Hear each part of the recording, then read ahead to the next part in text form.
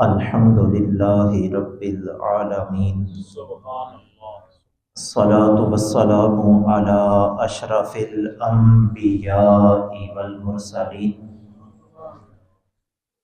وعلی آلہ واصحابہ اجمعین، اما بعد فاعوذ باللہ من الشیطان الرجیم، بسم اللہ الرحمن الرحیم، کنتم خیر امت اخرجت للناس، صدق اللہ مولانا العظیم، ان اللہ وملائکتہ یصلون علی النبی، یا ایہا الذین آمنوا صلوا علیہ وسلموا تسلیما، اللہم صلی علی سیدنا ومولانا محمد وعلی آل سیدنا ومولانا محمد وبارک وسلم، الصلاۃ والسلام علیک یا سیدی یا رسول اللہ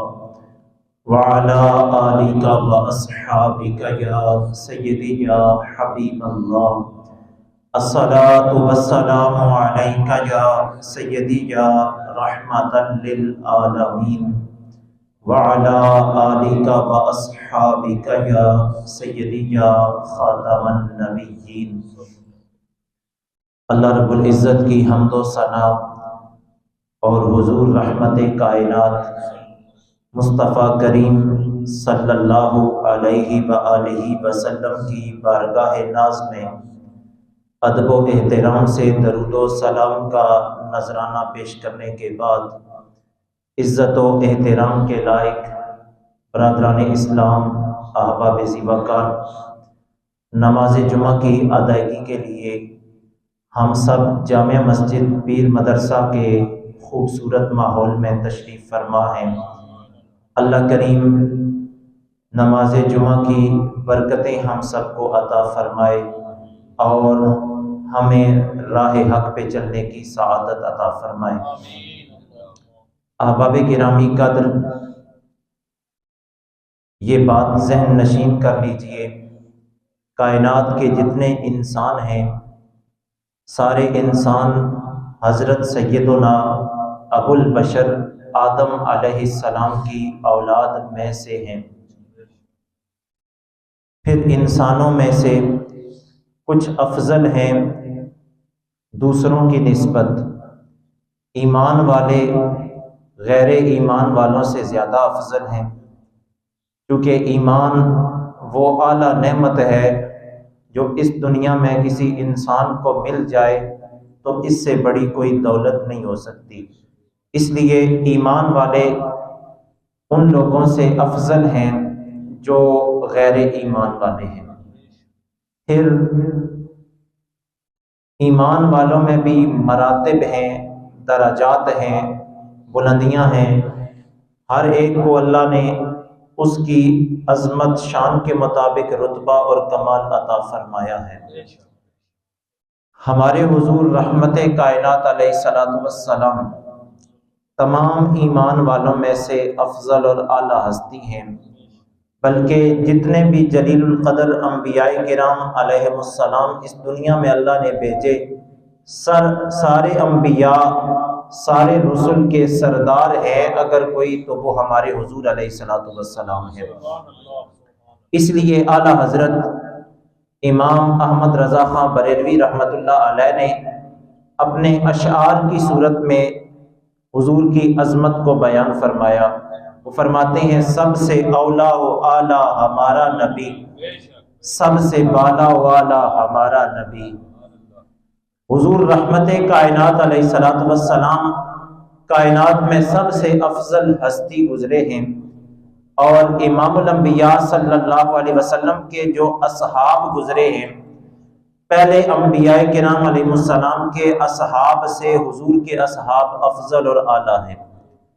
اسی طرح حضور کے اصحاب کے بعد اگر دیکھا جائے سرکار کی جتنی امت ہے، سرکار کی ساری امت پہلی امتوں سے افضل اور اعلیٰ ہے۔ یہ شان، یہ عزت دینے والا، یہ کمال دینے والا اللہ رب العالمین ہے۔ آج کی اس خوبصورت نشست میں ہم یہ سیکھیں گے اللہ کے بندوں میں سے بہترین بندے کون سے ہیں اور بدترین بندے کون سے ہیں۔ قرآن و سنت کی روشنی میں ہم نے یہ سیکھنا ہے اور سیکھ کر کے ہمیں ان لوگوں میں شامل ہونا ہے جو اللہ کے بہترین بندے ہیں، جن سے اللہ پیار کرتا ہے، جن سے مخلوق جو ہے رہنمائی حاصل کرنے کے لیے ترستی ہے۔ ایسے مخلوق کے بندوں میں ہم نے شامل ہونا ہے اور ان لوگوں سے دور رہنا ہے جو اللہ کے نیک بندوں میں بھی شامل نہیں اور اللہ کی ناراضگی کا سبب ٹھہرتے ہیں۔ ایسے لوگوں سے ہم نے اجتناب اختیار کرنا ہے۔ آقا حضور رحمت کائنات جان کائنات علیہ الصلوۃ والسلام کی کثیر احادیث ایسی ہیں جو ہمیں نیک بندے بہترین بندے کا بھی پتہ بتاتی ہیں اور برے اور بدترین بندے کا بھی پتہ بتاتی ہیں۔ اللہ کے نبی علیہ الصلوۃ والسلام نے ایک دن صحابہ کرام علیہم الرضوان کے مجمع میں ارشاد فرمایا، اے میرے صحابہ، کیا میں تمہیں خبر نہ دوں تمہارے سب سے بہترین بندہ کون ہے اور تمہیں سب سے بدترین بندے کے بارے میں نہ بتاؤں؟ صحابہ کرام علیہم الرضوان نے عرض کی، یا رسول اللہ صلی اللہ علیہ وسلم، ہم حاضر ہیں، آپ ارشاد فرمائیں، بتائیے کون ہم میں سے بہترین ہے اور کون بدترین ہے؟ اللہ کے نبی علیہ الصلوۃ والسلام نے ارشاد فرمایا، اے میرے صحابہ، سب سے بہترین انسان وہ ہے من طال عمرہ وحسن عملہ، جس کی زندگی لمبی ہو اور اس کے اعمال اچھے ہوں، بہتر ہوں، تو وہ سب سے اچھا انسان ہے۔ پھر ارشاد فرمایا، برا ترین انسان معاشرے کا وہ ہے من طال عمرہ، جس کی عمر تو لمبی ہو لیکن اعمال اچھے نہ ہوں۔ سرکار دو عالم نور مجسم رحمت کائنات علیہ الصلوۃ والسلام کی اس حدیث سے ہمارے سامنے یہ سبق آ گیا، یہ پیغام آ گیا کہ اللہ اگر ہمیں زندگی کی راہیں عطا فرما رہا ہے، سانسیں عطا فرما رہا ہے، تو یہ لمبی زندگی اللہ کی طرف سے جو ملی ہے، اس لمبی زندگی کو اچھے اعمال کر کے اللہ رسول کی رضا کے مطابق بسر کرنے کا اہتمام کریں، تب جا کر ہم لوگوں میں سے بہترین کہلانے کے حقدار ہیں۔ اور اگر ہم اللہ کی عطا کردہ اس حیات مستعار کو برے اعمال میں صرف کریں گے، دنیا میں بھی رسوائی ہے، اگلے جہاں میں بھی رسوائی ہے۔ اس لیے ہمیں بہترین انسان بننا ہے، بدترین انسان نہیں بننا۔ حضور رحمت کائنات علیہ الصلوۃ والسلام کے زمانے میں ایک قبیلے کے دو افراد اللہ کے نبی علیہ السلام کی خدمت میں حاضر ہوئے اور ایمان قبول کیا، اسلام قبول کیا، حضور پہ ایمان لائے۔ ایمان لانے کے بعد ایک شخص تو جلدی شہید ہو گیا اور دوسرا 1 سال کے بعد شہید ہوا۔ صحابی رسول حضرت طلحہ بن عبید اللہ رضی اللہ تعالیٰ عنہ فرماتے ہیں، میں نے خواب میں دیکھا جو بعد میں شہید ہوا ہے وہ پہلے شہید ہونے والوں میں سے جلدی جنت میں داخل ہو گیا ہے۔ کہتے ہیں خواب دیکھا، صبح سرکار کی خدمت میں حاضر ہو گیا، عرض کی یا رسول اللہ صلی اللہ علیہ وسلم، معاملہ کیا ہے؟ دونوں ہی مسلمان ہیں، دونوں ہی مومن ہیں، ایک کچھ عرصہ پہلے شہید ہوا، دوسرا 1 سال بعد شہید ہوا، لیکن بعد میں شہید ہونے والا پہلے شہید ہونے والے سے جلدی جنت میں داخل ہو گیا ہے۔ اللہ کے نبی علیہ السلام نے ارشاد فرمایا، اے میرے صحابی، جو بعد میں شہید ہوا ہے 1 سال اس نے پہلے کی نسبت عمر زیادہ پائی ہے۔ جب اس نے عمر پہلے کی نسبت 1 سال زیادہ پائی ہے تو ظاہری بات ہے اس نے اعمال بھی اچھے پہلے کی نسبت زیادہ کیے ہیں، اس نے نوافل بھی زیادہ ادا کیے ہیں، سنن کا بھی باقاعدہ اہتمام کیا ہے۔ اس کے ان اچھے اعمال کی وجہ سے اللہ کریم نے پہلے شہید ہونے والے کے مقابلے میں جلدی جنت اسے عطا فرما دی ہے۔ اس حدیث سے پتہ چلا جس کی عمر لمبی ہو اور اس کے کام اچھے ہوں، اعمال اچھے ہوں، تو وہ بہترین بندہ ہے، بہترین انسان ہے۔ اور جس کی عمر لمبی ہو اور اعمال اچھے نہ ہوں تو زمانے کا بدترین انسان وہ ہے۔ اللہ سے لمبی عمر کی دعا کرنی چاہیے، لیکن اعمال صالحہ کے ساتھ اللہ ہمیں عمر خضری عطا فرمائے، اس طرح کی دعا کرتے رہنا چاہیے۔ حضور رحمت کائنات علیہ الصلوۃ والسلام صحابہ کے مجمع میں تشریف فرما ہے۔ اللہ کے نبی علیہ السلام نے ارشاد فرمایا ہے، میرے صحابہ، وہ انسان سب سے بہترین ہے جو کسی اپنے مسلمان بھائی کی کسی مشکل میں کام آ جاتا ہے۔ اس کی کسی مشکل میں بھی کام آ جائے تو یہ مسلمان کی مدد کرنا، مشکل میں کام آنا، یہ کام آنے والا بندہ دوسرے کی نسبت بہترین انسان ہے۔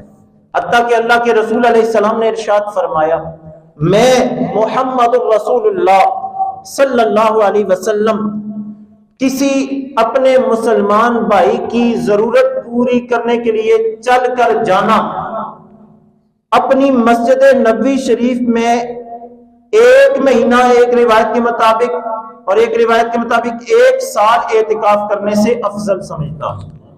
اب دیکھیے، اللہ کے نبی علیہ السلام خود بتا رہے ہیں کہ میں اگر موقع مل جائے مسلمان بھائی کی مدد کے لیے اس کے ساتھ چلنا، اس کے ساتھ جانا، میرے نزدیک اتنا بڑا عمل ہے کہ مسجد نبی شریف کا اعتکاف بھی مل جائے تو مسلمان بھائی کی مدد کو اعتکاف پہ افضلیت دے کے مسلمان بھائی کی مدد کے لیے جاؤں گا۔ اب مسجد نبی شریف وہ بابرکت جگہ ہے جہاں جنت کا ٹکڑا ہے۔ حضور فرماتے ہیں، ما بین بیتی و منبری روضۃ من ریاض الجنہ، میرے مبارک گھر اور میرے منبر شریف کے درمیان زمین کا جتنا ٹکڑا ہے وہ جنت کے باغوں میں سے ایک باغ ہے۔ اسی لیے آج بھی جو زائرین دنیا بھر سے وہاں تشریف لے جاتے ہیں، سعادت عمرہ، سعادت حج حاصل کرتے ہیں، تو اس بابرکت مقام پہ نوافل ادا کرتے ہیں۔ وہ بابرکت جگہ جنت کی باغوں میں سے ایک باغ ہے، سرکار کا فرمان ہے، اور اس بابرکت مقام پہ ایک سجدہ کریں، اللہ تعالیٰ 50,000 سجدوں کے برابر ثواب دیتا ہے۔ ایک نماز ادا کریں، 50,000 نمازوں کے برابر ثواب ہے۔ تو ظاہری بات ہے، یہاں سے اگر ہم حدیث کا مفہوم لیں اور حدیث سے نتیجہ اخذ کریں تو دنیا کی باقی مساجد میں اعتکاف کرنے کا بھی ثواب ہے۔ تو مسجد نبوی شریف میں جو اعتکاف کا مزہ لینا چاہے، اللہ اس کی کتنی برکتیں، رحمتیں عطا فرماتا ہوگا۔ سرکار فرماتے ہیں، اتنی عظمتیں میری مسجد کے ہونے کے باوجود میں یہ پسند کرتا ہوں کہ کسی مسلمان بھائی کی مدد کے لیے اس کے ساتھ چلوں۔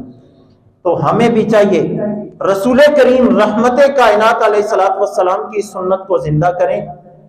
اعمال جو فرض ہیں ہمارے اوپر، عبادات جو فرض ہیں وہ تو ہم نے ادا کرنی ہیں۔ فرائض کی ادائیگی کے بعد سب سے افضل عمل اگر کوئی ہے تو وہ مسلمان بھائی کی مدد کے لیے اس کے ساتھ چلنا ہے۔ اب مدد کے مختلف طریقے ہو سکتے ہیں، مختلف طریقوں سے ہم مسلمان کی مدد کر سکتے ہیں۔ ایک ہوتی ہے مالی معاونت، کسی کو مالی لحاظ سے کمزوری ہے تو وہ اس کی معاونت کریں۔ کسی کو اچھا مشورہ دینا، یہ بھی مسلمان بھائی کی مدد ہے۔ کئی لوگ اچھے مشورے کے محتاج ہوتے ہیں، ہم ان کو اچھے مشورے سے نوازتے ہیں تو اس کی برکتیں بھی اللہ ہمیں بھی عطا فرماتا ہے، مشورہ لینے والے کو بھی عطا فرماتا ہے۔ اس کے علاوہ کئی اور ایسے طریقے ہیں جو مسلمان بھائی کی مدد کے زمرے میں آتے ہیں۔ رستہ بھول گیا، رستہ بتا دینا۔ ہم خود جانتے ہیں کہ کئی مسائل میں ہمارا معاشرہ اس ٹائم گھرا ہوا ہے، تو ہم مسلمان بھائی کی مدد کسی طریقے سے بھی کر سکتے ہیں۔ اللہ تعالیٰ اس کی توفیق عطا فرمائے۔ حضور رحمت کائنات علیہ الصلوۃ والسلام ارشاد فرماتے ہیں، اس کائنات میں 4 طرح کے لوگ ہیں۔ ایک وہ بندہ جسے اللہ نے مال و دولت دیا اور علم دیا، وہ انسان اپنے علم کے مطابق عمل بھی کرتا ہے، اپنے رب کی عطا کردہ مال و دولت کو اس کی راہوں میں خرچ کرتا ہے۔ سرکار نے فرمایا یہ بندہ بہترین بندوں میں سے ایک ہے۔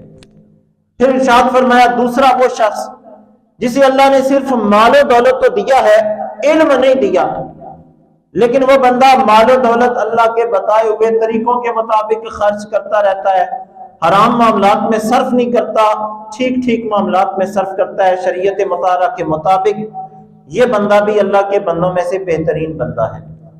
سرکار نے پھر تیسرے بندے کا ذکر کیا، فرمایا جسے نہ علم دیا گیا نہ مال و دولت دیا گیا، وہ بندہ حلال طریقے سے کماتا بھی نہیں، حلال ذرائع سے مال حاصل کرتا بھی نہیں، اور جب وہ مال مل جائے تو پھر اس کو حلال کاموں میں صرف بھی نہیں کرتا۔ سرکار نے فرمایا معاشرے کے افراد میں سے بدترین بندہ وہ ہے۔ اب ہمارا فیصلہ یہ ہے کہ ہم نے اللہ کی مخلوق میں بہترین بندوں میں شامل ہونا ہے یا بدترین بندوں میں شامل ہونا ہے۔ الحمدللہ رب نے ہمیں اپنی نعمتوں سے نوازا ہوا ہے، علم کی دولت سے بھی مالا مال کیا ہے، مال و دولت سے بھی رب نے عطا کیا ہوا ہے ہمیں، تو ہمیں چاہیے کہ اللہ تعالیٰ کی رضا کے مطابق، شریعت اسلامیہ کے مطابق چلتے ہوئے علم پر بھی عمل کریں، اور جو مال اللہ نے دیا ہے اللہ کی راہ میں صرف کریں، تو اللہ ہمیں بھی بہترین بندوں میں شامل فرمائے گا۔ اور ایک حدیث میں اللہ کے نبی علیہ السلام نے ارشاد فرمایا پوری مخلوقات میں سے سب سے بہترین انسان وہ ہے جو عدل و انصاف کرنے والا ہے۔ اور سرکار نے اسی حدیث کے ضمن میں ارشاد فرمایا امام عادل، عدل و انصاف کرنے والا حکمران اللہ کو بڑا پسند ہے، اور مخلوق میں سے سب سے بہترین ہی وہ بندہ ہے جو عدل و انصاف کرے۔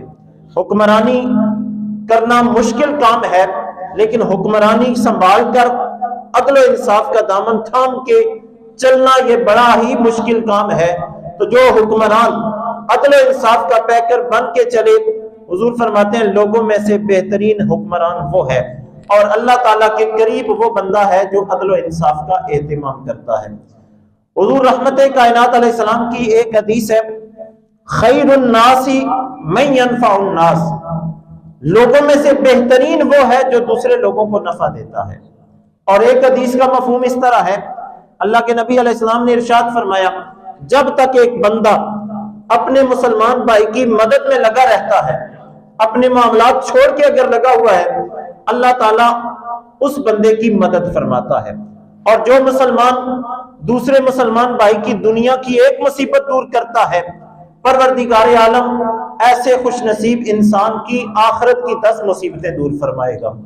تو یہ پیاری احادیث، خوبصورت ارشادات اور خوشخبریاں اللہ کے نبی علیہ السلام نے ہمیں عطا فرمائی ہیں، تو ہم حضور کی امت ہیں، جس طرح اللہ نے ہمیں حضور کا امتی ہونے کا اعزاز عطا فرمایا اور اس امت کو سابقہ ساری امتوں سے افضل بنایا، اسی طرح ہماری ذمہ داریوں میں یہ شامل ہے کہ ہم اعمال بھی وہ کریں جو اللہ کو پسند ہو، اللہ کے رسول کو پسند ہو، مخلوق کے ساتھ ایسے پیش آئیں جیسے رسول کریم علیہ السلام اپنے اخلاق حسنہ سے پیش آیا کرتے تھے۔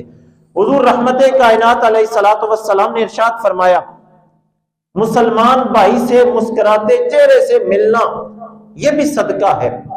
ہمیں چاہیے کہ اگر مسلمان بھائی سے ملاقات ہو تو ہر وقت مسلمان بھائی سے ملتے وقت مسکراتے چہرے سے ملاقات کریں، تو اللہ تعالیٰ اس پہ صدقے کا ثواب عطا فرماتا ہے۔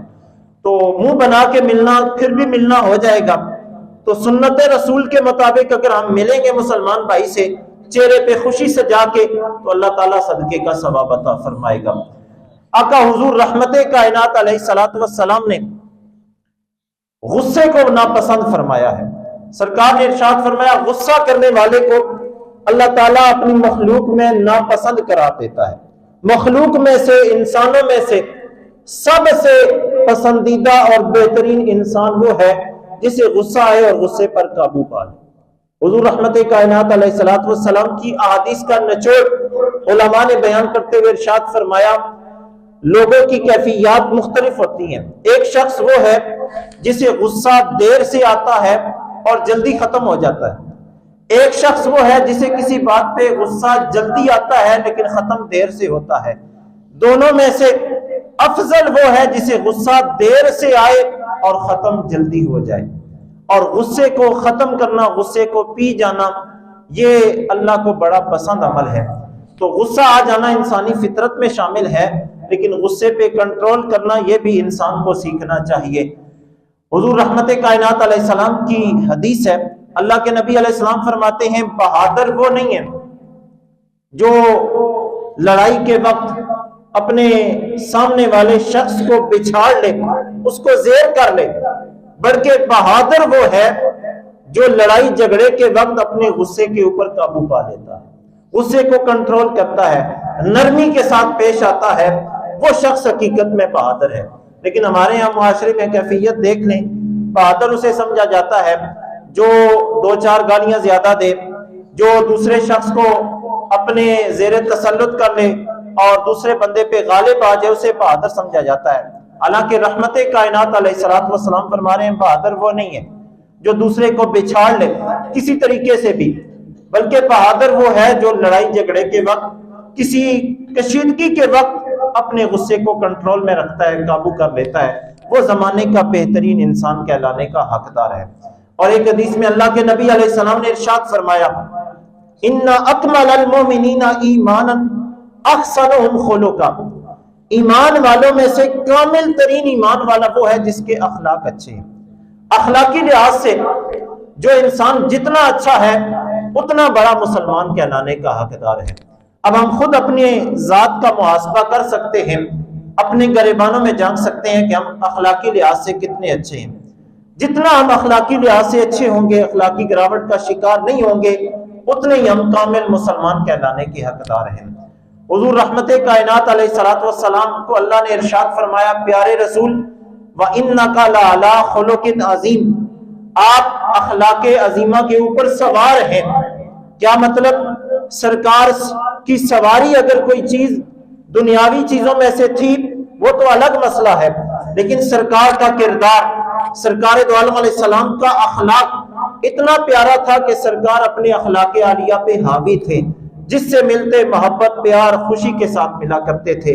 اور سرکار کی سنت کو ہمیں بھی زندہ کرنا ہے اور اپنے اخلاق کو بہتر کرنے کی کوشش کرنی ہے۔ اس لیے اللہ کے نبی فرما گئے ان اکمل المؤمنین ایمانا احسنهم خلقا، بے شک ایمان والوں میں سے کامل وہ ہے جو ان میں سے اخلاق کے لحاظ سے اچھا ہے۔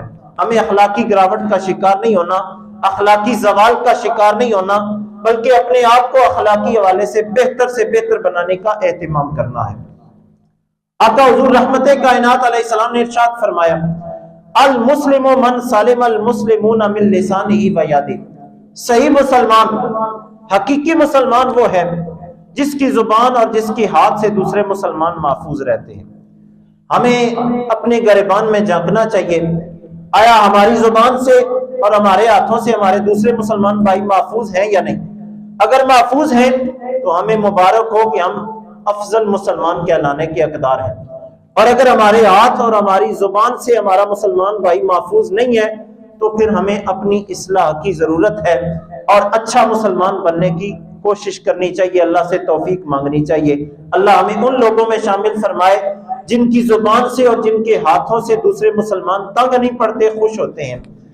حضور رحمت کائنات علیہ السلام نے اسی مفہوم کی ایک حدیث ارشاد فرمایا معاشرے میں سب سے بدترین بندہ وہ ہے جس کی بدعمالیوں سے، جس کے برے کاموں کی وجہ سے اس کے ساتھ اٹھنے بیٹھنے والے لوگ دور بھاگتے ہیں، جس کی چرب زبانی اور بد زبانی کی وجہ سے مخلوق اس سے دور بھاگتی ہے، معاشرے کا بدترین بندہ وہ ہے۔ ہم نے اس زبان کو کنٹرول میں رکھنا ہے، قابو میں رکھنا ہے۔ اگر یہ بے قابو ہو گئی تو کئی فسادات اور کئی بگاڑ معاشرے میں پیدا ہوتے ہیں جو ہمارے جسم کی وجہ سے نکلتے ہیں، ہماری زبان سے پیدا ہوتے ہیں۔ سرکار دو عالم علیہ السلام نے اسی لیے تربیت فرمائی امت کی۔ سرکار نے فرمایا جو خوش نصیب مجھے دو چیزوں کی ضمانت دے دے میں اسے جنتی ہونے کی ضمانت دیتا ہوں۔ پہلی چیز اللہ کے نبی علیہ السلام نے ارشاد فرمایا جو دو جبڑوں کے درمیان والی گوشت کا ٹکڑا ہے زبان، اس کی حفاظت کی ضمانت دے دے میں محمد اسے جنتی ہونے کی ضمانت عطا فرماتا ہوں۔ اور جو اپنی شرمگاہ کی پارسائی کے مقام کی حفاظت کی ذمہ داری حضور رحمت کائنات علیہ السلام کے سپرد کرتا ہے، آقا کریم فرماتے ہیں ایسے خوش نصیب انسان کو جنتی ہونے کی ضمانت میں عطا فرماتا ہوں۔ زبان لڑکھڑاتی ہے، زبان فوش گفتگو کرتی ہے تو انسان کے کردار پہ انگلی اٹھتی ہے اور اسی انسان سے لوگ پھر دور بھاگ جایا کرتے ہیں۔ اللہ کے نبی علیہ السلام نے فرمایا لعن اللہ الفاحش والمتفحش، اللہ بےہودہ گفتگو کرنے والے پر اور جس کی وجہ سے بےہودہ گفتگو کی گئی ہے دونوں پر لعنت فرماتا ہے۔ ہمیں ہمیشہ با مقصد بات کرنی چاہیے اور زمانے کے بہترین انسانوں میں شمار ہونے کی کوشش کرنی چاہیے۔ آج ہمارا مسلم معاشرہ جس قدر زوال کا شکار ہے، ہم اخلاقی حوالے سے تقریباً گراوٹ کا شکار ہیں اور جو ہمارے فرض معاملات ہیں ان میں بھی ہم کمی کا شکار ہیں۔ ان معاملات پہ ہم توجہ دیں گے، اللہ رسول کی رضا کے مطابق زندگی گزارنے کا اہتمام کریں گے تو یقیناً وہ دن دور نہیں جب مسلم معاشرہ ترقی یافتہ معاشرہ کہلانا شروع کر دے گا۔ ہمیں امت مسلمہ ہونے کی حیثیت سے اپنے اعمال پہ توجہ دینے کی ضرورت ہے اور زمانے کا بہترین انسان بننے کا اہتمام کرنے کی ضرورت ہے۔ حضور رحمت کائنات علیہ السلام کی ان جملہ احادیث کا خلاصہ آپ کے سامنے رکھنا چاہوں، جو علماء نے کثیر تعداد میں احادیث کو مرتب کیا اور ان ساری احادیث کا خلاصہ ہمارے سامنے رکھا۔ ایک حدیث ہے، اللہ کے نبی علیہ السلام نے ارشاد فرمایا بندے کے اسلام کا حسن اور خوبصورتی یہ ہے کہ وہ بے مقصد کاموں کو چھوڑ دے۔ ہم الحمدللہ مسلمان بیٹھے ہیں، ہمارے اسلام کا حسن اور ہمارے دین کی خوبصورتی جو ہمارے جسم میں ہے وہ یہ ہے کہ ہم بے مقصد کاموں کو چھوڑ دیں، فضول معاملات میں دخل اندازی چھوڑ دیں، با مقصد بات کریں، با مقصد کاموں میں حصہ لیں اور با مقصد معاملات میں زندگی گزاریں۔ انشاءاللہ زندگی بھی آسان ہو جائے گی، قبر بھی آسان ہو جائے گی، حشر کے میدان میں بھی اللہ سرخروئی عطا فرمائے گا۔ پروردگار عالم کی بارگاہ میں دعا ہے اللہ ان قابل عمل باتوں پہ ہم سب کو عمل کی توفیق عطا فرمائے۔ وآخر دعوایا ان الحمد للہ رب العالمین۔